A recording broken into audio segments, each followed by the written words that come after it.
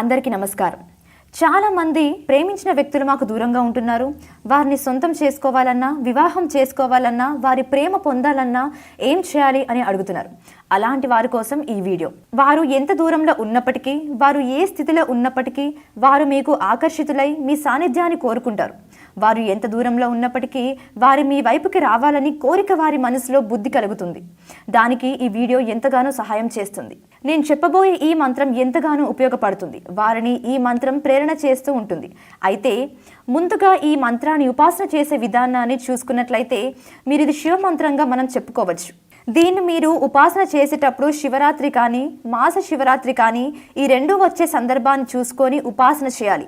శివరాత్రి వస్తే మంచి ఫలితాలు ఇస్తుంది. లేదంటే మాస శివరాత్రి రోజైనా చేసినట్లయితే, మహాశివరాత్రి రోజు కుదరినప్పుడు మాస శివరాత్రి రోజు మొదలుపెట్టిన మంచి ఫలితాలు ఇవ్వడానికి ఇది ఎంతగానో ఉపయోగపడుతుంది. ఇక మంత్రాన్ని చూసుకున్నట్లయితే ఓం క్రీం లవ్ అంకం కామ్ సమోహాయ సమోహాయ ఫట్. ఈ మంత్రంలో ఆమ్ కామ్ అని పలికే చోట మీవి ఎవరినైతే ప్రేమిస్తున్నారో ఆ వ్యక్తి పేరు, స్త్రీ కానీ పురుషుడు కానీ ఆన్ కామ్ చోట పలికిన ఈ మంత్రాన్ని జపించినట్లయితే, ఇలా చేసినట్లయితే నీ వైపుకి వారు శీఘ్రంగా ఆకర్షింపబడి జరుగుతుంది. అయితే ఈ మంత్రాన్ని ఎలా ఉపాసన చేయాలో అనే విషయానికి వచ్చినట్లయితే, ఎవరైనా గురువు వద్ద మంత్రాన్ని స్వీకరించే విధానంలో గురువు వద్ద ఎలా స్వీకరించాలి, గురువు లేకపోతే ఎలా స్వీకరించాలి అనే విషయాన్ని నేను స్పష్టంగా చెప్పాను. ఒకసారి వీడియో చూడండి. ఈ మంత్రాన్ని మీకు మీరుగా తీసుకొని ప్రయోగించినట్లయితే ఫలితాన్ని ఒక నాటికి ఇవ్వదు. ఎందుకంటే మంత్రాలు గురుముఖంగా తీసుకోకపోతే వాటికి శక్తి లేదు. తీసుకుంటే గురుముఖంగా తీసుకోవాలి, లేకపోతే లేదు. గురువు లేకుండా మంత్రాన్ని ఎలా తీసుకోవాలి అనే వాటికి కొన్ని నిర్దిష్టమైన పద్ధతులు ఉన్నాయి. వాటి ద్వారా తీసుకున్నట్లయితే కొంత ఫలితాన్ని పొందవచ్చు. దాన్ని మీరు కాగితం మీద రాసుకొని గురువు గనుక దొరకడం అట్లయితే గురువు లేని పద్ధతిలో ఎలా స్వీకరించాలి ఒక వీడియోలో చెప్పాను. కాబట్టి ఆ పద్ధతిలో ఈ మంత్రాన్ని స్వీకరించండి. దాని ద్వారా ఎటువంటి దోషం రాదు. అలా చేసినట్లయితే ఖచ్చితంగా మంత్రం కూడా ఫలించడానికి ఎంతో ఆస్కారం ఉంటుంది. కనుక ఈ మంత్రాన్ని మీరు ఆ విధంగా స్వీకరించిన తర్వాత ఖచ్చితంగా 1,00,000 జపం చేయవలసి ఉంటుంది. 1,00,000 జపం చేసిన తర్వాత 10వ వంతు నువ్వుల నూనె, నువ్వులతో నువ్వులు, ఎర్రని పూలు మరియు ఎర్రటి అక్షింతలు. ఎర్రని అక్షింతలు అంటే బియ్యంలో కుంకుమ కలపండి. కుంకుమ కలిపినట్లయితే అవి ఎర్రగా మారుతాయి. ఎర్రని పూలు, వీటిని మీరు హోమగుండలో సమర్పించాల్సి ఉంటుంది.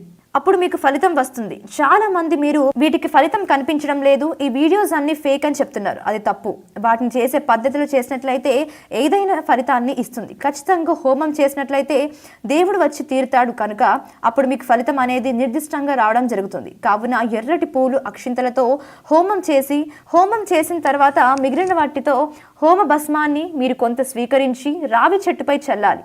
ఇది మీరు ముఖ్యంగా గమనించవలసిన విషయం. మీరు ఏదైతే హోమం చేస్తారో ఆ హోమం అయిపోయిన తర్వాత ఆ హోమ గుండంలో ఆ బూడిద భస్మాన్ని మీరు స్వీకరించి దాన్ని తీసుకువెళ్ళి ఒక రావి చెట్టు మీద చెల్లి నమస్కారం చేసుకొని, ఆ తర్వాత అదే విభూతిని మీరు తీసుకొని ప్రవహించే నీటిలో, అంటే మీ దగ్గరలో ఉన్న కాలువలో కానీ నదిలో కానీ మీరు కలిపినట్లయితే ఈ మంత్రం యొక్క శక్తి అనేది పరిపూర్ణ స్థాయిని పొందుతుంది. తద్వారా మీరు ఎవరినైనా సరే, ఎంత దూరంలో ఉన్నా వారినైనా సరే ఆకర్షించే శక్తి అనేది మీరు పొందగలుగుతారు.